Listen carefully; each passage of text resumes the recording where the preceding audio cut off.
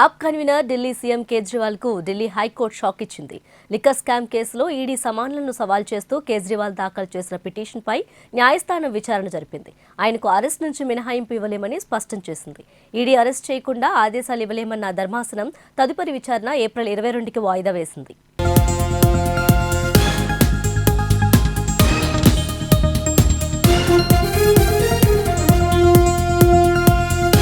ఢిల్లీ మద్యం కుంభకోణం కేసులో కేజ్రీవాల్ కు ఈడీ అధికారులు ఇప్పటివరకు 9 సార్లు నోటీసులు జారీ చేశారు.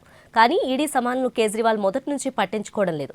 9వ కూడా విచారణకు గైహాజరు కాగా ఎక్కడ తనను ఈడీ ఖచ్చితంగా అరెస్ట్ చేస్తుందన్న అనుమానంతో ఉదయం ఢిల్లీ హైకోర్టులో పిటిషన్ దాఖలు చేశారు. ఈడీ విచారణకు సిద్ధమని, అయితే అరెస్ట్ కాకుండా తనకు రక్షణ కల్పించాలని అందులో కోరారు.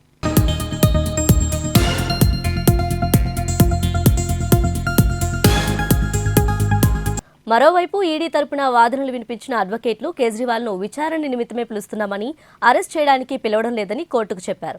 అయితే భవిష్యత్తులో ఏం జరుగుతుందనేది మాత్రం ఖచ్చితంగా చెప్పలేమని అన్నారు. ఇరుపక్షాల వాదనలు విన్న జస్టిస్ సురేష్ కుమార్ కైత్ నేతృత్వంలోని డివిజన్ బెంచ్ అరెస్ట్ నుంచి మినహాయింపు ఇవ్వలేమని తేల్చి చెప్పింది.